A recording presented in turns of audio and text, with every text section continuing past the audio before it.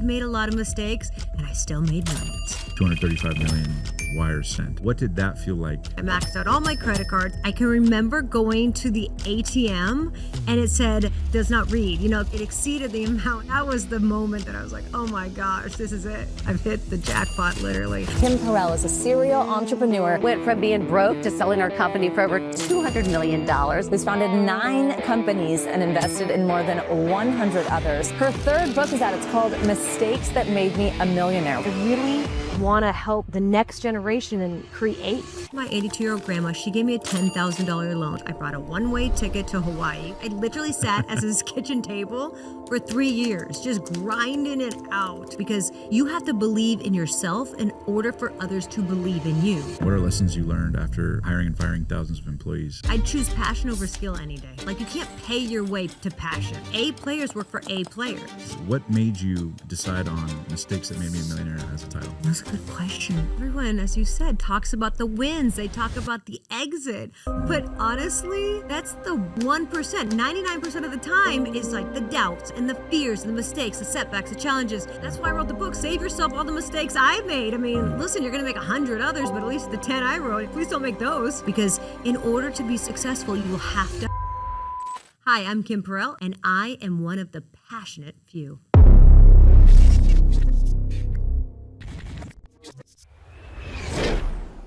Thanks so much for being on the show today, Kim. Oh, thank you so much for having me. Super excited to do this in Vegas. I know you just got done speaking off stage and you're back to back sharing some of the wisdom in your book. So thanks for being on today. Oh, couldn't wait. Awesome. So before we get into your incredible story, and obviously we'll talk about the book, for those that may not know, you're a serial entrepreneur who's exited multiple companies. Your most recent one was for, I believe, $235 million.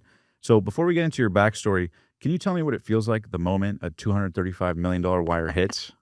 Surreal. Honestly, it wasn't even that. My first company I sold for $20 million, and I was actually in Vegas. Oh my gosh, I was in Vegas. I can remember going to the ATM and it said, it gave me does not read. It couldn't Yes. actually. It exceeded the amount that you could actually get on the little slip that they give you. Mhm. That was the moment that I was like, oh my gosh, this is it, right? Mhm. I've hit the jackpot, literally. But to be honest, they say it's not the destination, it's the journey. And it truly is. Now looking back, having exited a lot of companies, the journey, and that's the messy middle that I talk about in the book. That is the fun part if you can actually embrace it while you're in it, right? Mhm. Which is hard to do. Absolutely, yes. Because I know not only were you in it, but you had worked quite a bit. I believe you worked at a company called X-Drive, was Yeah. it? And you had all this experience, and then one day they let you go. And so now you were faced in a position where, you went to Pepperdine University and you didn't go to the other college that you applied to, Yeah. which was Duke. That's right. And when you go there, you have this experience, and then you go, shoot, what do I do next?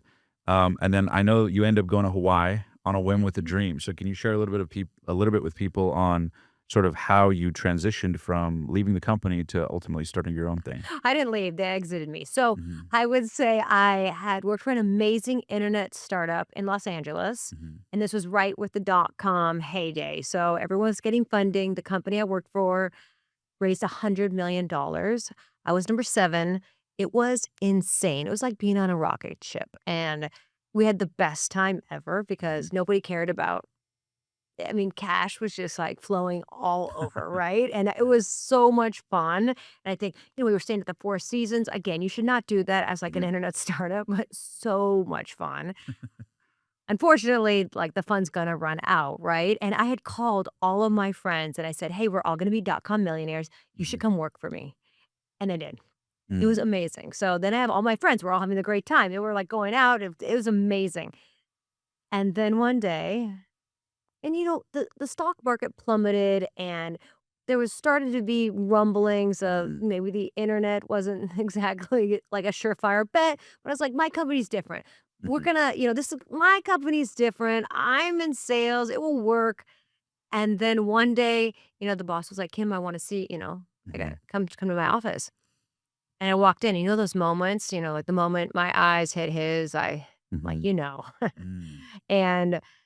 and then he fired me and he said, hey, but there's one more thing that, if you could do. And I was like, this is the worst day ever. Well, fine. What is it? Mhm. And It's like if you could fire your whole team and tell them it's their last day too. Wow. It was devastating. And how old were you at that time? 22. Wow. Yeah. And growing up, were you always an ambitious person? Like, was it always a vision for you to do big things? I know your father was a good example because he went through a lot of his own, mistakes and challenges before he ended up doing well. But he would ask you about failure growing up. So I'm curious, as before you got to there, as you were growing up, did you always have big ambitions to do big things? Or take us back to that young Kim. Like, what were her dreams and visions at that time? No, honestly, I never wanted to be an entrepreneur, first of all. I definitely, Failed that one. yeah, yeah, it's amazing how that happens. But no, I have a twin sister. And so growing up, I mean, to be honest, if anyone out there's listening, like having a twin is very hard because you're always compared to someone else from a very young age. And she was always smarter and faster and stronger. And early on, we got tested for the talented and gifted program. And obviously, I was like, we're the same DNA. We're going to get the same score, right? Mhm. It makes sense. And like she aced the test and I didn't. So that was that was unfortunate for me. Yeah. She went to the talented and gifted school, the smart school. Everyone's, and Mhm. people were like, obviously, I mean, as Yeah. kids, they taunt you. They're like, Kim, well, obviously you're not the smart one. Like, oh my gosh, am I destined for failure at like the age of 10? Mhm. But it was devastating. I can remember that really early on, just sitting on the curb, watching her and the smart bus go to smart school. I'm like, this is terrible. I didn't. So early on, my mom gave me some great advice. And it was a Theodore Roosevelt quote, which is comparison is a thief of joy. Mm. And she said, if you're always comparing yourself with your twin sister, you will never be happy. Mhm. And the reality, I was. And so anyone who can relate to has a brother or sister that's really great and you're kind of just like second best, it's terrible. But Mm. I think that changed my mindset. So from then on, I was like, okay, I'm going to just compete in things where I basically compete against myself. So I took up individual sports Mhm. and individual things that I knew I could excel at. I believe you did tennis, right? Yeah, tennis, anything that didn't have to compete with her, basically. Yeah, and you shared an incredible story in it about a soccer game. If you could share that with the audience a little bit, I thought that was such a great Yes. Oh anecdote. my gosh. Yes, it was amazing. Not for me, but it was amazing for her. So we were on the same soccer team growing up. She was a striker, so she's getting all the goals. I'm the goalie. I mean, listen, I obviously Total opposite. yeah, total opposite. I'm like hoping someone doesn't even come towards me. And, you know, yeah, it didn't go well. We lost, the last kick. I missed the goal. Everyone, it was just like one of those moments where you're young. You're like, this is it. Like Yeah. this is the end. And we lost the game. My mom made me continue out the season, and then obviously I quit because I'm like, this is terrible. Mhm. I got to do something that I actually feel good about myself. And I think recognizing she was going to be amazing at everything she did, and I had to find my own path, which I think really set the stage really early on. Number one, I made the mistake of believing I was underqualified or not smart enough or not good enough. Mhm. And I think a lot of us from a very, very young age, we make these limiting beliefs and we carry those with us. So, like, how sad is that, It right? becomes an identity, It right? does become an I identity. heard this great line from Tony Robbins. He said that the strongest need in the human psyche is the need to remain consistent with who we believe we are. Right. So if our identity says we are this, even if it, came about from whatever circumstance, we'll believe it and live it and manifest even more of it. Right. Yeah. Exactly. And so until there comes a time when you drop that limiting belief, Mhm. you're just stuck. Mhm. And once I realized there were less qualified people than myself doing the things that I wanted to do because they actually had the belief, like my whole world changed. Is that a common thread? We'll switch gears a little bit. I know we're talking about your story, but I'm sure as you've grown in business, you've been in rooms, we're talking about hundreds of millions of dollars, being aware of people who've had billion-dollar companies, multi-billion-dollar companies.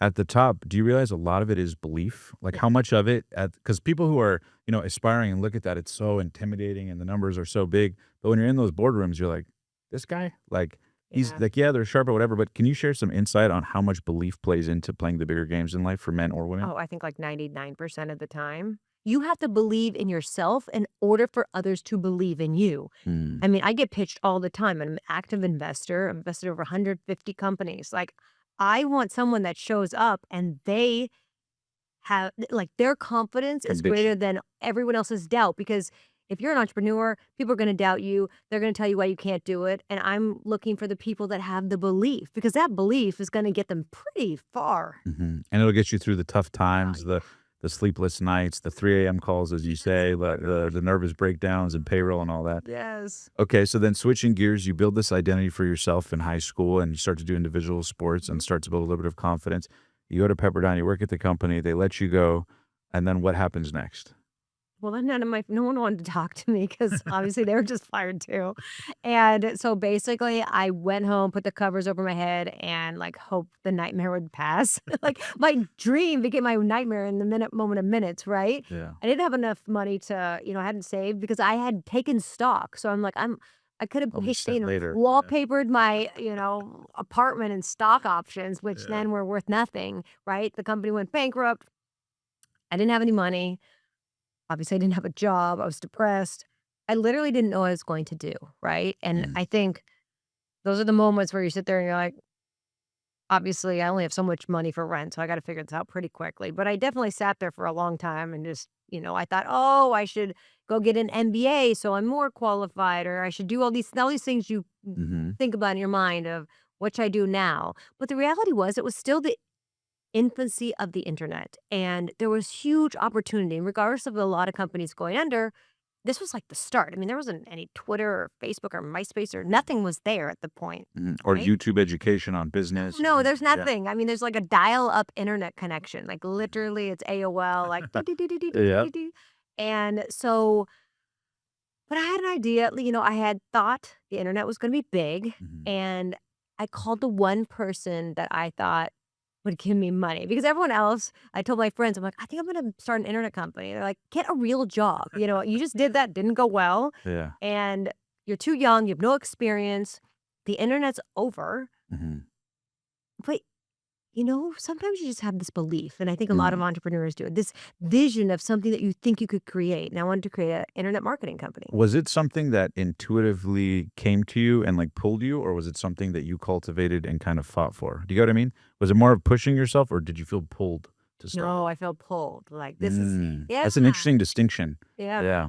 Yeah, no, I felt that, something that you think about all the time, and then you're like, no, no, no, no, no, I'm not ready. I'm not qualified. I shouldn't do it. These are then you start talking. You make yourself. I had a ready column. Like, okay, am I ready to do this? And like every category was no. You don't have any money.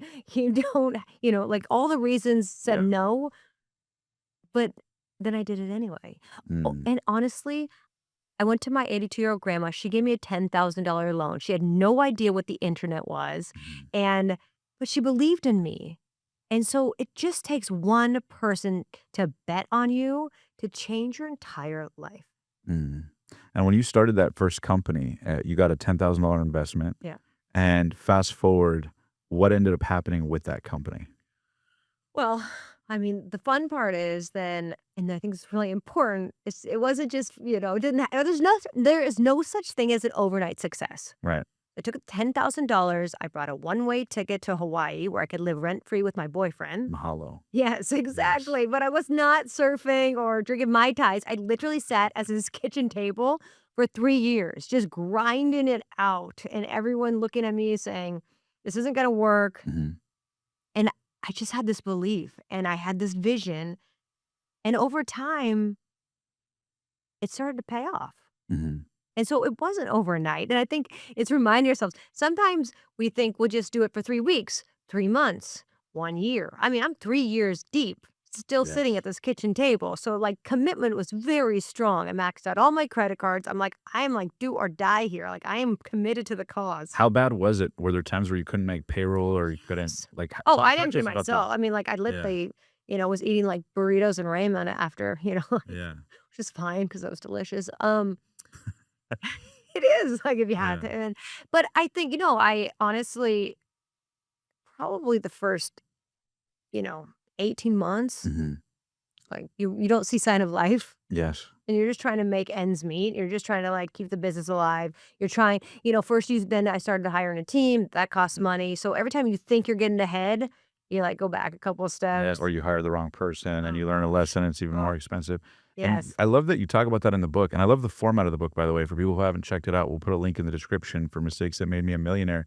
But the way you lay it out is you have 10 categories. So it's like 10 specific overarching themes of mistakes and the lessons learned from them.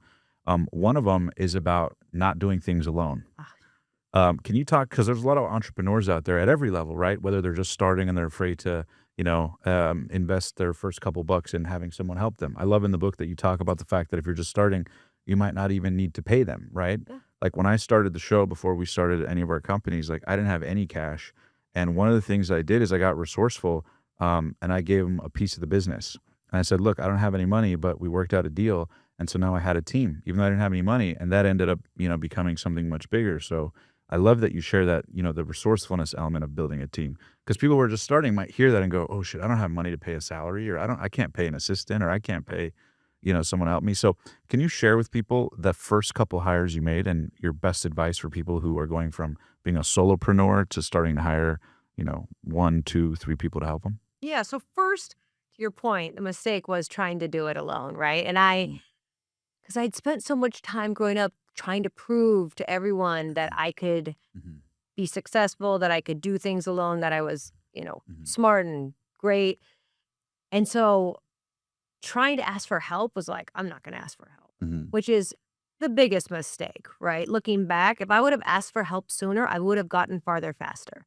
But I didn't, because my ego, I was too proud. I didn't want anyone to look at it as a sign of weakness. Mm. There's so many reasons I didn't ask for help until at some point you break. Mhm. And I talk about it in the book, like at some point you have to ask for help if you're going to scale and you're going to be successful, because no one is successful alone. So how, for me, it really took like a breaking point. My husband found me, or my boyfriend at that point, Mhm. like, on my keyboard with, it smashed into my face, and I had a 4-degree temperature in Hawaii. And it just, I'd hit like the breaking point, right? Like your body gives up even as an entrepreneur, because you're up at Mhm. 3 a.m., you're back up at 6 a.m., you're never sleeping. It's all on you. Yeah. It's all on you.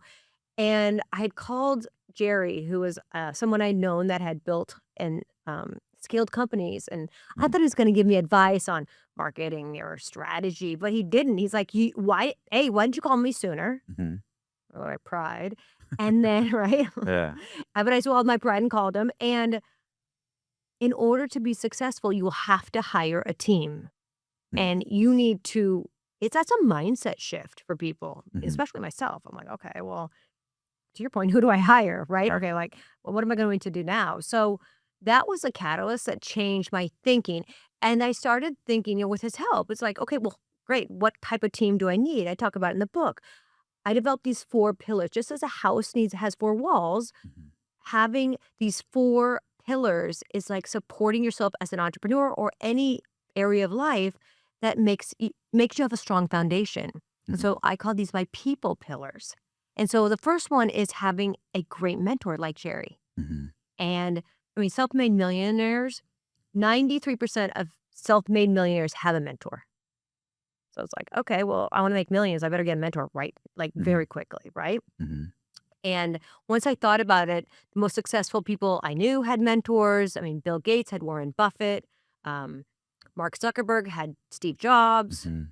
Even the And Google guys, yeah. yeah, everyone has mentors. So it's like so simple, right? Looking Mhm. back, if I would have known that sooner, I would have called Jerry 3 years early and I skipped the kitchen table maybe. Um, but so one, I got the mentor, which was Jerry, and that was amazing for me. And I still have so many great mentors today. And people with mentors also, if you're not an entrepreneur, but you're just trying to climb the corporate ladder and be your high achiever, Mhm.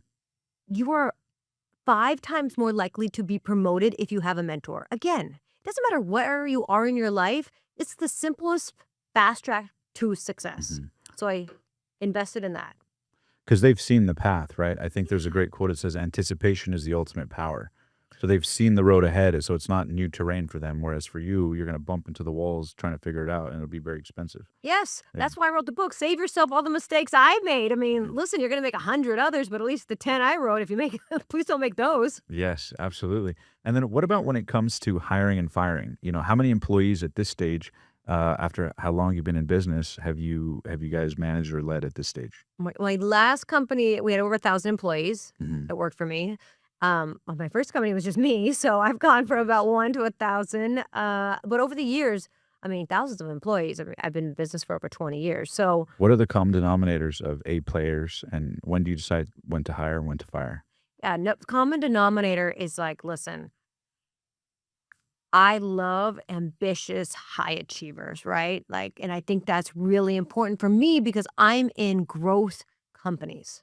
So it really depends, I mean, where you are and what company you're in, but that's who I want to hire. I want to hire people that are really passionate, that want to do great things. And my hope, if you work for me, that if you leave, then you start your own company and then I can invest in it. Yes. Well, like, that's the best thing. How many more millionaires can I make? Yes. You set them up for success. What Yes. about with hiring and firing? What are lessons you learned after hiring and firing thousands of employees? What's your best Oh, advice? if they're bad, like in the first couple weeks, they're gonna still be bad. Like, cause I always like to see the best in people. But the reality is, like, sometimes they look perfect on paper and then they get in and they're not. Or they have a bad attitude, or they only think about themselves before the company, which is unfortunate. Mhm. And those type of people, you have to move quickly. And I know people say that it's like, hire slow, fire fast. But then once you get them in, and the mistake I made, because I have picked a lot of the wrong people, Mhm.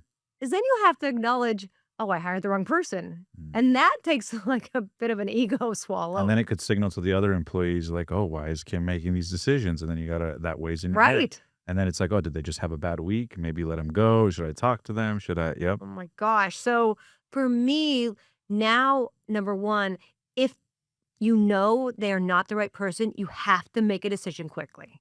Mm. And it feels so hard to do that for all the reasons why you don't want to make the decision because you don't have someone else to cover or because whatever the reason is, you got to get them out fast.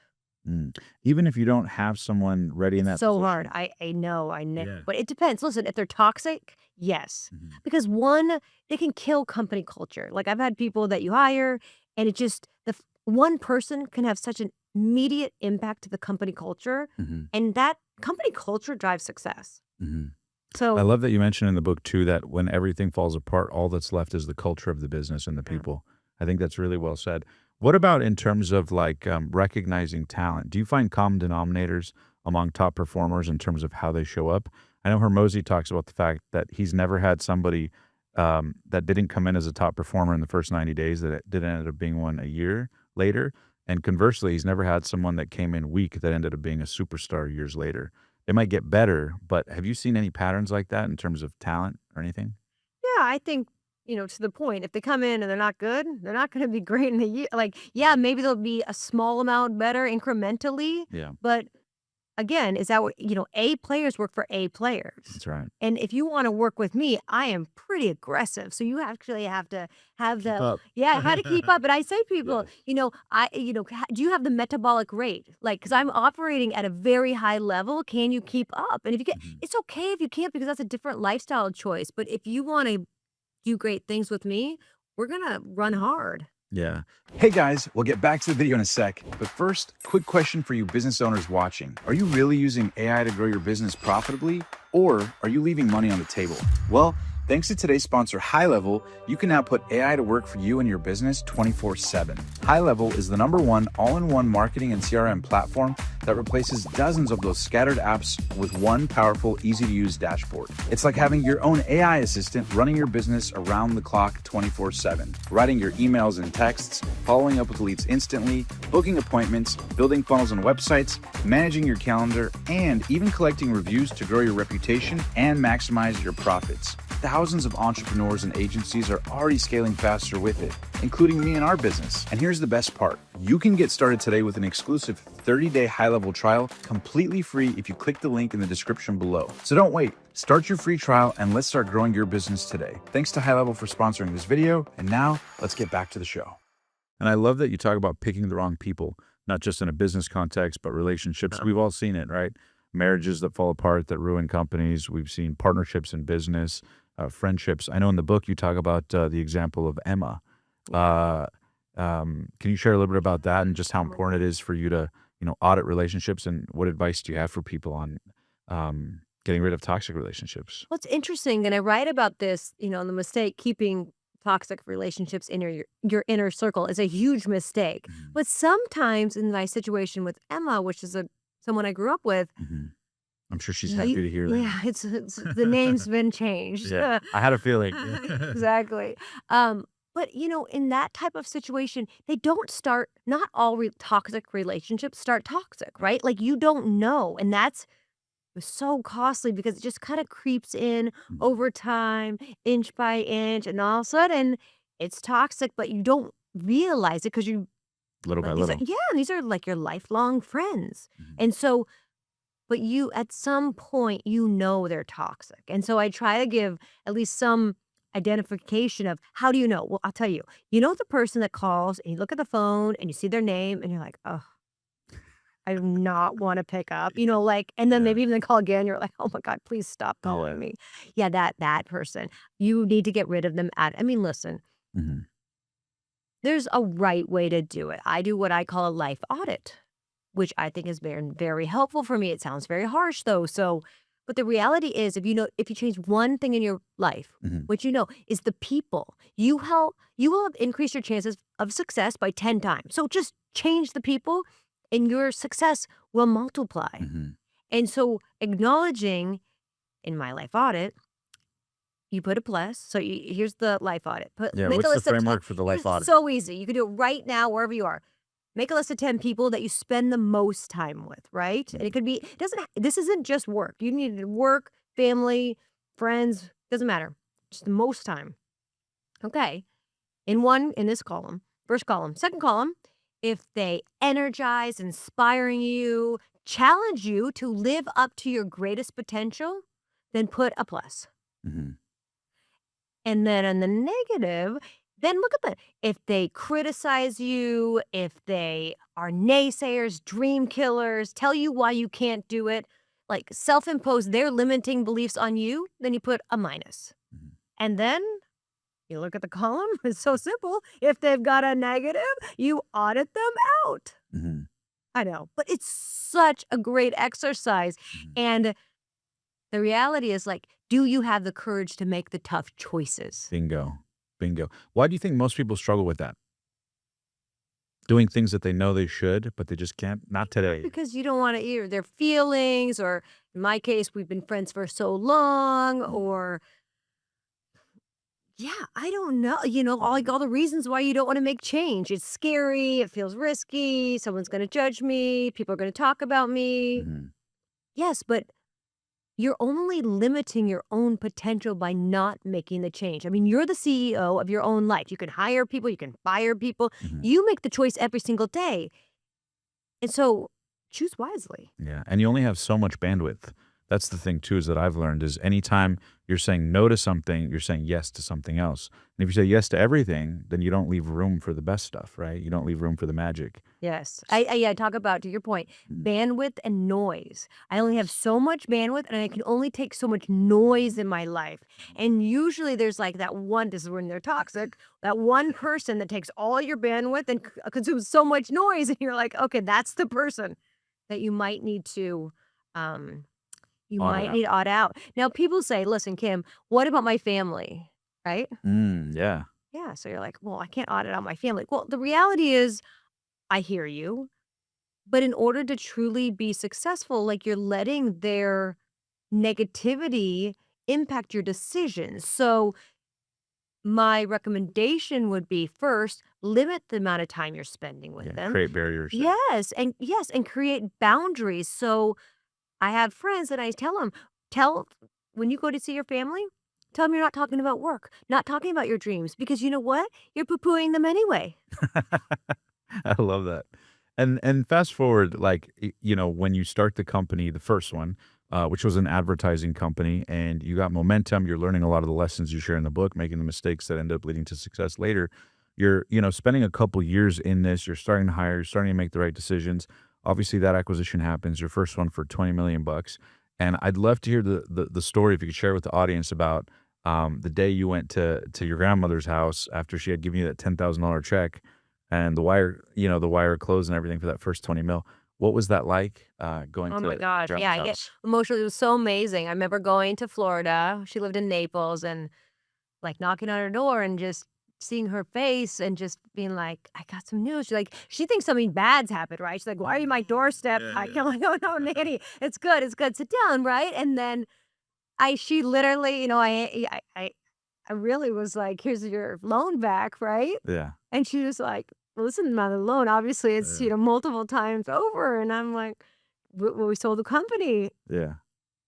for 20 million bucks. And she's going, she honestly, it was like one of those moments that you cannot, it was like a surreal moment. And I think looking back, like that's what success is all about. That's right. It's like having those moments that you can share with people that you love that made those bets on you. Mhm. And you can go back and say that, that bet paid off. And I love in the book that you have her and you in the cherry red Ferrari. And Yes. she's like smiling with the thumbs up, saying the high life, she called it, I Yes. believe. Oh my gosh, yes, because after that, it was so amazing. I had the opportunity to take her on so many trips, right? My 82-year-old nanny took her to Italy. We're driving a Ferrari. She's thinking, it was just one of those surreal moments that, Yeah.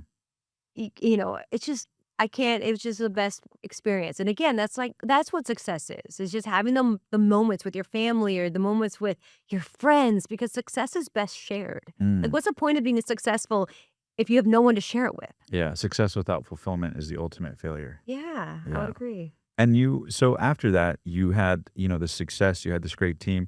You talk about in the book the fact that even though you had that success, you started, investing little by little, but, some investments didn't work out. And so it made you a little bit scared to invest. But I'm curious, after you got that first wire, what happened to your confidence? Was there a mindset shift that you can go back to? I know it was many years ago, but do you remember internally the shift that occurred? Was it a confidence, a level up? How did you change the most after that first life-changing amount of money? Yeah, it definitely helps your confidence because you got to the outcome. I think that's what every entrepreneur dreams, is to get to an exit, right? To get to a point where it's externally validated that you have created something. And so for me, Like, what it was the was, biggest internal shift? I think it was, I was able to take a lot more risks Mm. after that, right? I'd already bet on myself, but now I started betting on other people. Mm. And I think that was a big shift. It's like, okay, I had bet on myself and that proved really well. Let's make the same bet and pay it forward, because Mm. my nanny, my grandma invested in me. And like, how do Wow. I then pay that forward to other people that need that one person to bet on them, right? I want to be that person that makes that first bet. That's why I love startup entrepreneurs. Yes. And you are the catalyst to then change their life, create more jobs, and create more opportunities for them to pay it forward. Mm. And for you, like when you see, because a lot of people come up to you, entrepreneurs, they ask for advice. What are some common denominators you've seen amongst some startup entrepreneurs that end up doing big things versus the ones that sort of flounder? I'm sure at this stage you've seen patterns with all those founders that end up succeeding at the highest level. What are those common denominators you see with top achievers? Yeah. So I look for, because I analyze us all the time, looking, because Yes. as I continue You're like scanning. I am. I'm scanning. It's like data, data Yeah. is clues. And number one is having a crystal clear vision. They know what they want to create. It's very clear. There is no ambiguity whatsoever. Two, they're very passionate. So long after people would get off, they will keep pushing forward, right? That passion about what they're creating is why they're sitting at their kitchen table or in their garage or wherever they are, right? Passionate few. Yes, the passionate few. They're willing to push through. Threes, they take action. So they're willing to take that first step without having 100% of the information. They are not afraid. They're afraid, yes, actually, but they do not let fear stop them. Yes. And I think that's really important. There's a great book by Dr. Susan Jeffers. I don't know if you've heard of it. It's called Feel the Fear and Do It Anyways. Yeah.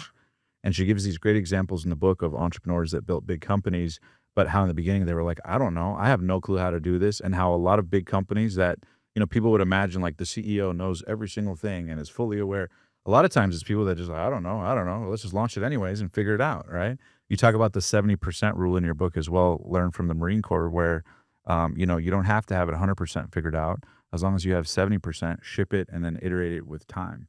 Yes, So- 100%. Go with 70%, right? Yes. You're like 70%, I go. If you wait to 100%, you've waited too long. It will never be perfect. Until you get it into market and collide your idea with reality, you actually have no idea. Mm-hmm.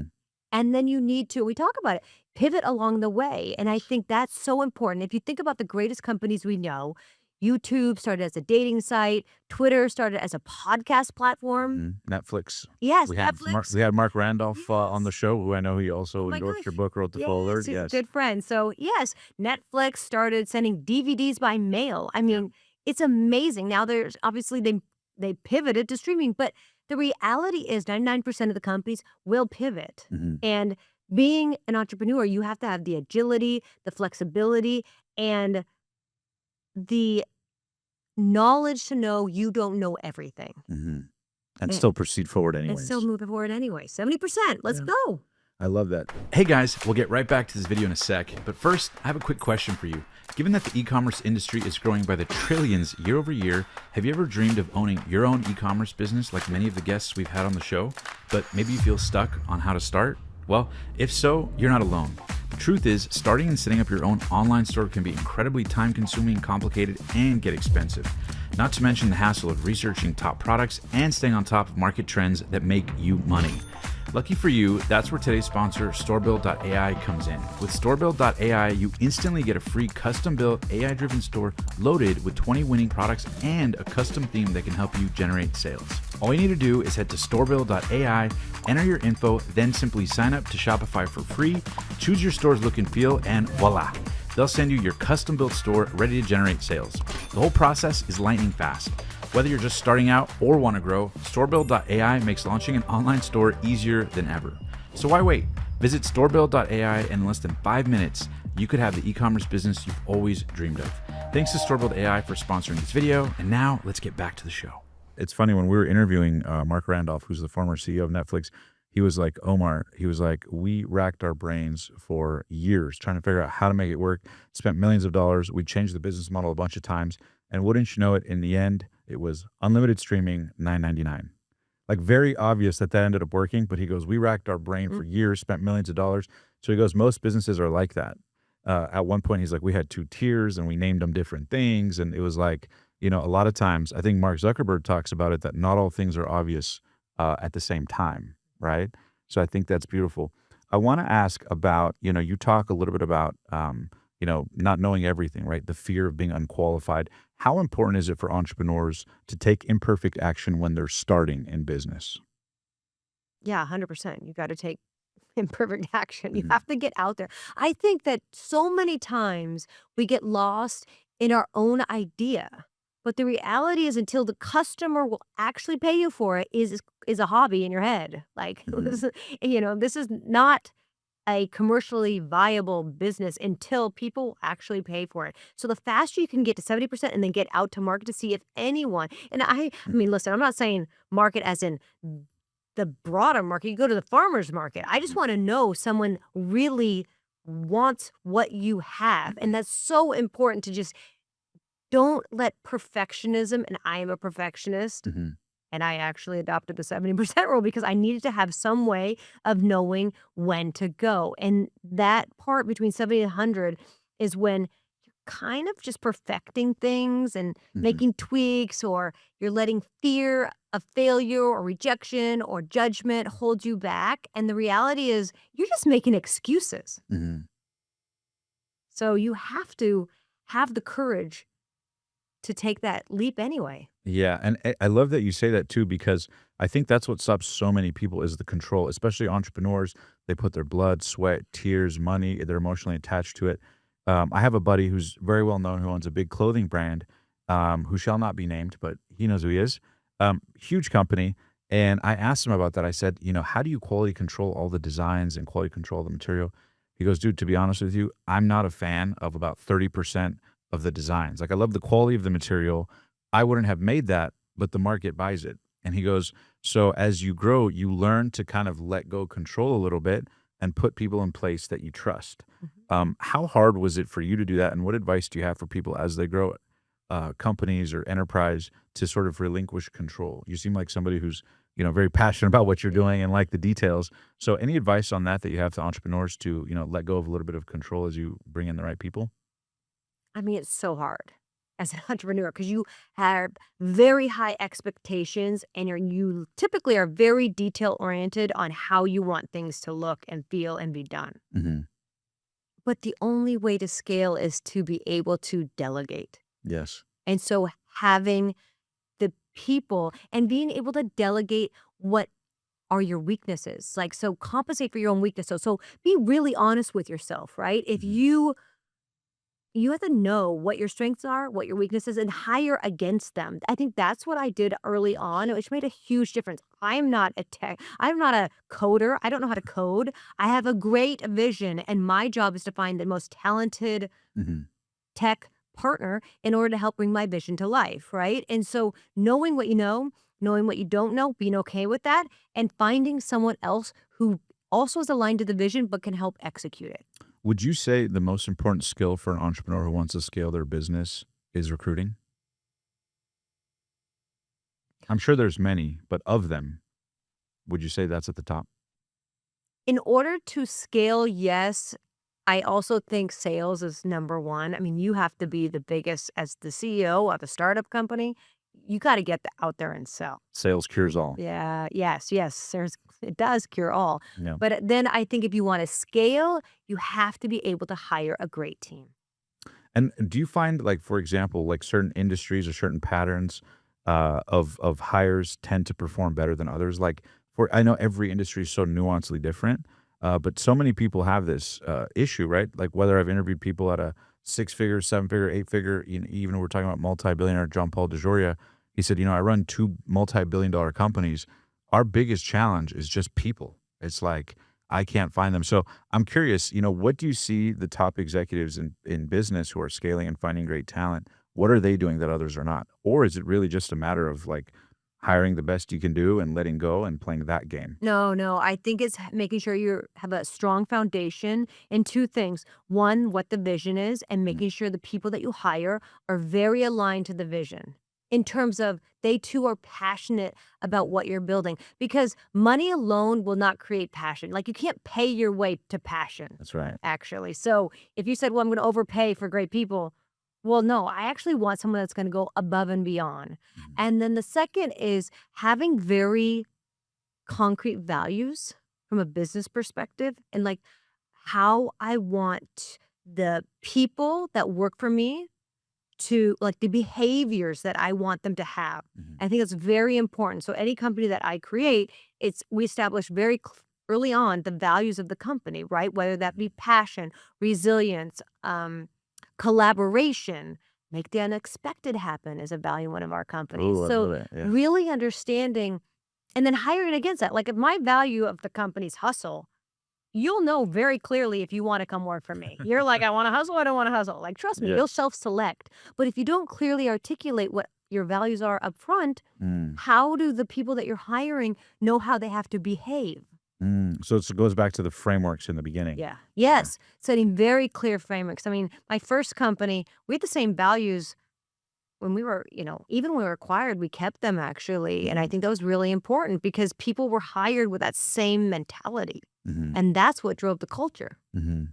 And you also talk in the book a little bit about, the difference between quitting and pivoting, right?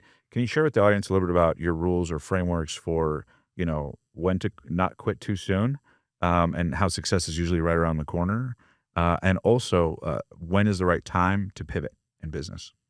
Well, usually if you come to me and you say, Kim, my sales are plateauing, I'm having high customer churn, I am not growing Mhm. like I used to, that is a sign to pivot. And we talk about in the book 5 ways and 5 ideas of how, if this is you and you're listening, you're like, I need to, something's wrong. Well, there's 5 reasons that I talk about in the book that I've seen in hundreds of companies I've looked at that you need to look at. One is like maybe you do a market pivot, maybe you do a customer pivot, maybe you do a pricing pivot, maybe your pricing's wrong, Mhm. maybe it's a people pivot. You have the wrong people in order to get to where you want to go. Mhm. So it's really identifying which of these areas, and if you really look at it Mhm. as a CEO, you know which pivot you need to make. It's just, again, do you have the courage to make it? To Well, admit it these to people have been yourself. with me for 10 years. I can't make the Yes. people pivot. Well, you know what? Then you're going to not be successful. I love that. Now, also, you talk a little bit about how, you leave room for magic, right? Some of your business partners ended up being people you meet out and about. One ended up being a podcast host. You talk about in the book. Who knows what we're going to create now after this, my Yes. friend? There you go. You never know. And so I'm curious is, when you're, having success and experiencing at different levels, as you're ascending, different challenges happen, right? In the beginning, you're trying to figure out sales and marketing. And then when you grow, you're trying to figure out, scaling with employees, there's C-suite issues. I'm curious, as you sit here today, as somebody who scaled, multiple companies, what are the biggest challenges that you're dealing with today in present day that people would maybe be surprised to know that you still are dealing with trying to figure out how to make work on a human level? Well, you know what's interesting? I once had this board member and he said, hey, if you have a problem, let's just think any business that has a problem right now, Mhm. it always comes back to some people issue. Mhm. It's a people problem. Everything. I've- Just think of it, I've right? heard a beautiful quote. It says, there's no such thing as business problems, only personal problems that reflect in the business. Yeah. Yeah. It's always come back. It always comes back to people. And I see it. It's amazing. When you have an all-star team, it's incredible what you can do. Yes. And you can feel it. And you know it. And if you don't, you can feel that. And you know it. Yeah. So It's like in your balance sheet. yes. Oh Yes. gosh. And yes, but it is, if you can get the right team and they're rooted in those values and that vision, Mhm. and they, they will go above and beyond. That's what really is important, especially as a startup founder. It depends where you are in the business, but Mhm. for people like me that are really investing in high growth companies, you want people that are all in, that are ready to win. Mhm. And that means, listen, it's Saturday, right? Mhm. Okay, the only people that want to show up, and we did this conference with Entrepreneur Magazine, Yes. the only people that want to show up on a Saturday, besides us, Yes. are entrepreneur at 9 a.m. in Vegas and sit in a conference room with fluorescent lights, no Yes. windows, as opposed to going out to the pool, are Yes. entrepreneurs. That's right. They are there because they're high achieving, they want to level up, and they want to be successful. It is a mindset.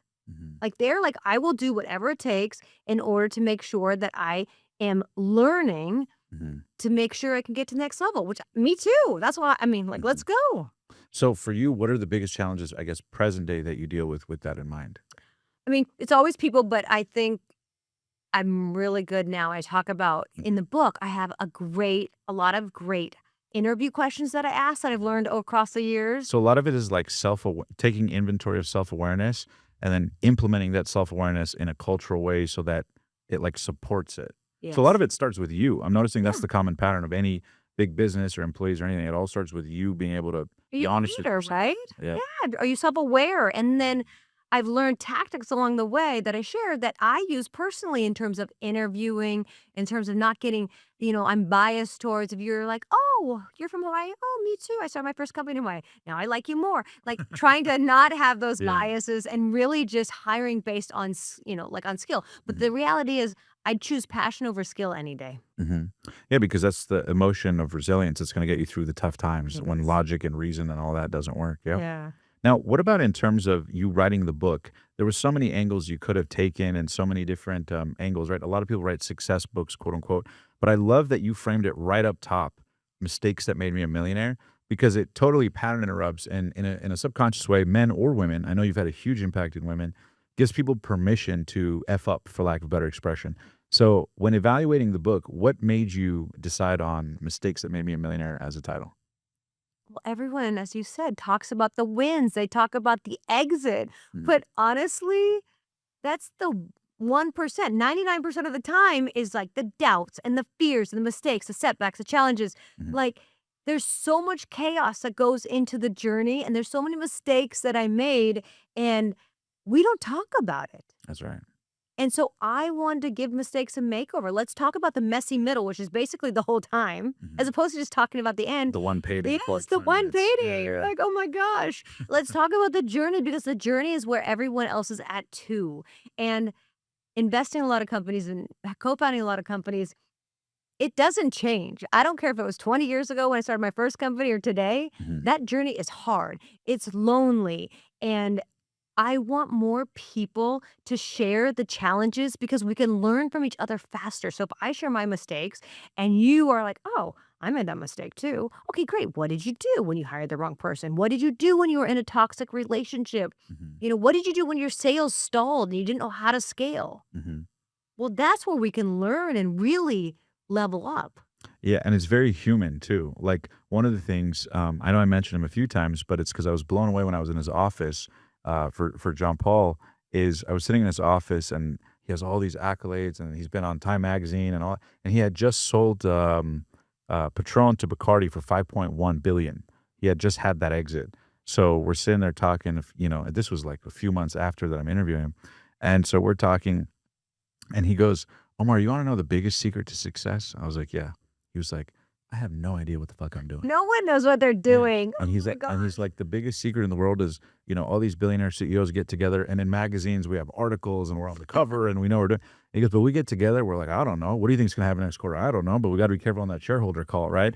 It's a very human thing that people would be surprised to realize that, that they're made of the same skin, flesh, blood, and bones as me and you. Yeah. So with that in mind, I'm curious, what's the most surprising thing you've seen being around, multi-billionaire entrepreneurs that maybe people on the outside would be surprised to hear about?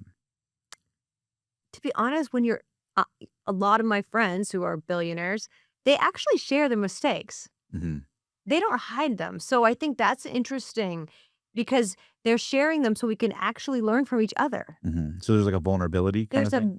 There's a vulnerability and it actually makes you feel like, okay, well, if you're to your point, Hmm. you're successful. You don't, you're making mistakes. You're having things go wrong. It makes you feel, okay, me too. So let's keep going. Yes. And it also bonds you, I think, because entrepreneurship can be so hard at times that it totally eventually will kill your ego, right? Ah, Even if it could show up later, but it will humble you because you could be on top of the world and all it takes is a quarter or two or a new company, especially with the advent of AI.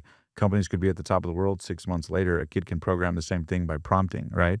So things can change very quick in the landscape, especially with things now. Uh, Switching gears, I'm curious. You partnered with some great people, including Jay Shetty with Junie and some others. What are the things that drew you to Jay Shetty in particular to partner with him? I'm curious.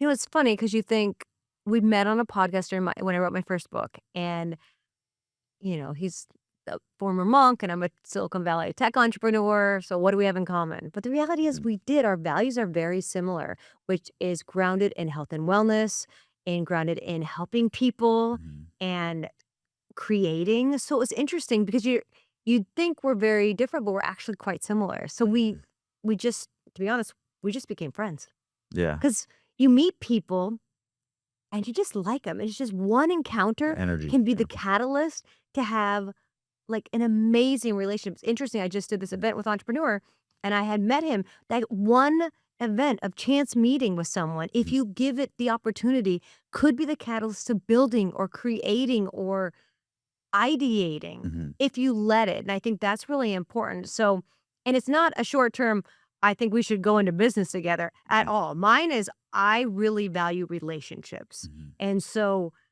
let's just have a relationship. Let's see if we like each other. Let's see, like, let's just hang out, Yeah. And let that and build really like evolve. trust. I mean, trust takes time. So by the time you're thinking, hey, if you're Jay and you want to, bridge your digital world Mhm. with a physical product that really reflects health and wellness, okay, Mhm. obviously I'm an entrepreneur. Let's do it, right? Like let's look at let's look at the team, let's look at the total addressable market. Let's look at opportunities of companies that haven't been disrupted. And in that case he is very passionate about tea. That's what he Mhm. drinks with his family. That's what he drank with his mom growing up. That's what him and Roddy drink. And so how do we disrupt the tea category? Because you think Mhm. you can't make a tea company. It's like this is old. I'm like, well, yeah, but there's a modern version of tea. Yeah. And Put in a our spin on case, it. Yeah. yeah, like what does that look like? And I always tell people you don't need to innovate. You need to iterate. Like what's the next Mm. version of tea? Like what's Mm. the modern tea? And that's what we created. Like how fun is that? And so looking at categories, opportunities, obviously it's a crowded market. Doesn't matter. Mhm. We're gonna go in anyway. Mhm. I love that. And I love that you like to play big games. Yeah. Especially with that recent or your most recent notable exit at that $200+ million level. I know I asked you at the top of the interview, but I'm curious. I know you got the $20 million wire, but when that wire hits, I'm sure there's a team, everybody's celebrating. But what did that feel like for you the day 235 million wires sent? if they only knew all the mistakes that it took to get here, all the humbling mistakes. I mean, honestly, that was, I talk about in the book, it was not easy getting to that exit. And at some point, um, we're going to run out of money and there's so much runway and the market was bad. This happens all the time, right? Yeah. And they kind of like wait you out. And How much runway did you guys have at we that had time? 9 months of runway and, we had hundreds of people at that point. And we needed cash and no one wanted to lend money. I was the CEO and you know what? Again, the best bet you can make is a bet on yourself. And so I put in millions of dollars Yeah. because I believed I would get to the exit. Granted, we had an LOI, but deals fall All the time. through all the time. But I believed and I was willing to put my money on myself. How stressed were you during that time? Oh my gosh, it's like a whole nother story. Yeah, like now you're so far removed from it. Yeah, we need to have that's a whole other conversation. Oh my gosh, I was so stressed. I don't even know. Yeah, rough. And your husband at that time, he's seeing you go through this whole roller coaster journey. I know he himself is, I believe, very passionate about aviation and Yeah. flying and stuff like that. So I'm curious, is he a nice juxtaposition to the chaos in business because he, enjoys getting away or anything like that? Or did you ever find that was a balance that sort of helped the relationship dynamic? You know what? My first company, he's been there the whole time. That's So right. it's fun to have built something together, I think. Mhm. And He's I watched the mean, roller coaster. yeah, he's very calm. I'm like, definitely. He's like the rock. I'm like a kite. Oh, you recruited for your weakness, Yeah, right? There you go. exactly. Yeah, But I feel that he's again, life's a team sport. that's right. And I who love that. you marry has the biggest impact Mm. on your success. And he knows that I love to build, right? So I married someone who really loves me for who I am. Mhm. And so he's right there alongside, like, we got this. I'm like, no, we don't got this. We got this. It's a team decision if you're going to put millions into something. That's right. That's right. But he's like, listen, we're betting again on ourselves. Hmm. And so that's a great bet. But it is a joint decision, but he's been amazing. Again, I mean, we have 4 children. So trying to do it alone is absolutely impossible. Hmm. Like you have to look at those people pillars, going back to those pillars. So you have a mentor, you have families and friends, you have the all-star team, and then you have peers, like-minded peers that are in it with you that know how hard it is to be an entrepreneur, that maybe your friends or family can't even relate to what you're going through, like making payroll or having to fire someone or, losing a big account. Yeah, they've been in the trenches, so they get it. Yeah. They yeah, get it. Yeah. I'm curious, what's the question you're asked the most from entrepreneurs? See, I mean, mostly right now I'm just pitched, in order to raise capital. Yeah. Like, how do I raise money? The Yeah. reality is, I don't think most people need money. They need mentorship. Guidance. Yeah. They need guidance. They need me to tell them what's working, why it's not working, how to help them, what I've seen myself. That is worth my mentorship is worth so much more than my money. Mm. Because I've seen so many companies at this point. I can give great feedback really quickly that can change the trajectory of your company. What's the biggest thing that you think keeps most entrepreneurs stuck where they're at? Holding on to that vision and not pivoting. Mm. You get stuck in this idea is the right idea. Well, is it the right idea if you actually Hmm. can't get anyone to buy it? Hmm. I think entrepreneurs don't have product market fit, and that is a huge challenge. Yeah. You have to be willing to accept that you don't have product market fit. No one wants to buy it, but there is an opportunity where you could pivot. Like think of Shopify. They started selling snowboards, Hmm.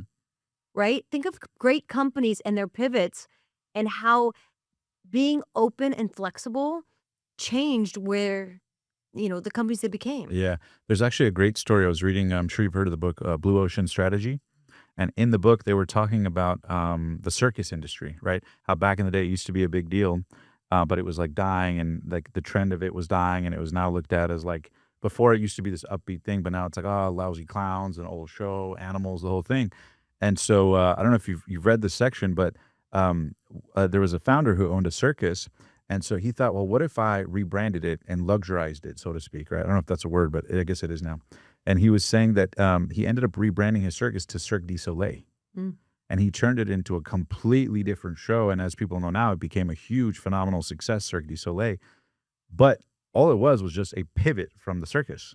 Right. And a lot of his friends who also had circuses that they were running were just plummeted to the ground. But by one sheer pivot, changed the whole trajectory of their business. They became trendsetters. Now people wanted to buy a piece of it, or people wanted to franchise it outright. All these different opportunities. I'm curious, what advice do you have for people on when the right time is to pivot? I know earlier you talked about it, but what's your framework on making decisions like that? Because I think most entrepreneurs get stuck with, well, I should hire, I should fire, I might do this, but pulling the trigger, the decision is like the hardest part. So, what's Kim Perell's best advice for decision making after, hundreds of millions of dollars in experience doing it? Yeah, I think just make the decision. I think having the courage to make the hard calls, having the courage to not to make the call and not be right, and then pivot again. So it's like a muscle. Yeah, it's like a muscle. You got to Yeah. learn. It's like things are going to happen regardless. So you could say, but I do think, especially with AI, if you're Yeah. right now an entrepreneur, the biggest thing you can learn is to train your mind for adaptability, flexibility, agility, because you don't know what's going to happen, but I can guarantee it's going to change everything. So if you can adapt, it's the strongest of the species that survived. You have to be able to adapt to the change that's going to come. So this is really important in your business, and encouraging innovation and different thinking and the use of new tools, because if we're going to do things the way they've always been done, that will not work. Mm. Yeah. Yeah. For a new future, you got to take new actions, right? New decisions, new life. Well, I love it. Thank you so much for hopping on, Kim. And I do have 2 more questions before we wrap up here and play a quick little game. For people who are, interested in picking up your book, Mistakes That Made Me a Millionaire, I personally love the book. I'm not just saying that. I've been reading it, highlighting, scratching through here, applying it. What do you hope people really take away from it for people who are maybe on the fence or interested in learning more about your story? I think for me, it's that failing does not make you a failure. So if you hit a setback or you're downing out or you've hit rock bottom, that does not mean it's the end. It's what you do next that really matters. And I've made a lot of mistakes and I still made millions. Well said. That was too perfect. I love it. And then my last question before we wrap up here with a quick game is, for men or women watching, millions of people around the world, you have tons of followers, a lot of people reading your content. For maybe the young version of Kim out there, right? In their own parallel universe, whoever's, going through their own thing in life or business or relationships, and maybe they have these ambitions. They hear your story and they're like, well, easy for Kim to say she sold all these companies, but you were just like them at one point for most of your life coming up. So what advice would you have for people who are stuck and really want to make their life work, but can't quite figure out how to get ahead? Oh, it's time to look at who you are surrounding yourself with. Honestly, the people and if you don't That's have step 1. people, step 1, yeah, but if you don't have people that are inspiring you, make the decision to go find them. Like, this is your job to find a mentor, your job to find people that are trying to level up. There's so many ways to find that now online, but making that decision that it's okay to leave some relationships behind. To put I'm yourself giving you first. permission to do that. Yes, I love it. And then before we wrap up, we're going to play a quick game. And I love so much that you shared that. I think it's something that so many people need to learn. But for this quick game, it's called First Things First. So the way the game works is, think of it like a word relation game. I say a quick word or phrase, and then you just tell me the first word or phrase that comes to mind. Make sense? Yep. Got it. The only rule is that you can't repeat yourself twice. Okay. Ready? All right. First one, the biggest limiting belief you had to overcome. Believing I was underqualified. Best business advice you've ever been given. Dream big. Worst advice you've ever been given. That's a good question. I don't know. What's the worst advice I've been given?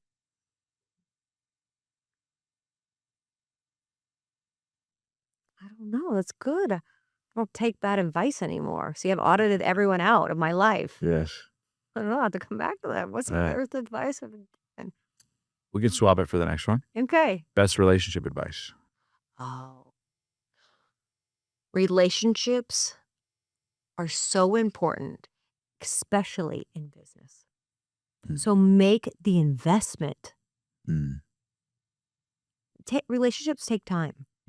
Fear, Don't let fear stop you from taking risk. money,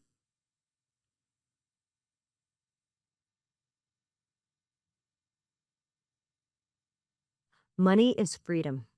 mm. What the young Kim would say if she saw the success that today's Kim was able to achieve. Well, she wouldn't believe it. She'd be like, there's no way. Which is amazing. Like, I honestly, I never thought the company would be as big as it was. And I never thought, my hope, honestly, was always just to have the freedom. Mhm. And so freedom looked differently at that time. But that was, that was really what I wanted. What the Kim today would say to that young Kim who was in those sleepless nights looking for answers and didn't know how to navigate. Yeah, keep pushing forward. Just keep pushing forward because most people will give up. Yeah, I love that in the book. You talk about, I just want to add that one point. In the book, you say that every time you think about quitting, know that other people in your same, parallel universe, they're faced with that, and most will pick to quit. So by default, by you staying in it, you automatically separate yourself, You do. even if temporarily it's not working. Your future.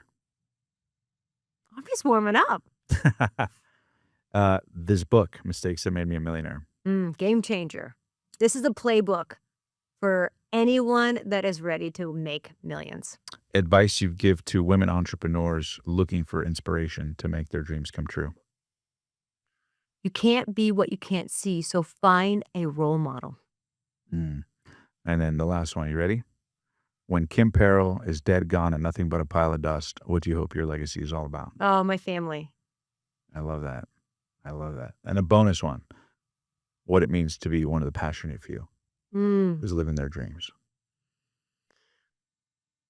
It means that you're living in like flow state all the time because you're so passionate. It feels really good. I love it. Any final words of wisdom for people out there, Kim? Yeah, before we go wrap up? big, right? Dream big, start small, and start now. I love it. Thanks so much, Kim, for hopping on. And where can people find you if they want to learn more and connect with you? Amazing. Find me on any social channel, Kim Perell, PERELL.com, or my website. Perfect. Thank you so much for hopping on, Kim. Oh, thanks so much. Yeah, this has been great. Thank you so much for tuning in. Make sure to click the link below and grab your copy of Mistakes That Made Me a Millionaire, as well as follow Kim, and stay tuned and make sure to go out there and live those dreams. We'll see you guys next time. Till then, live strong, live with passion.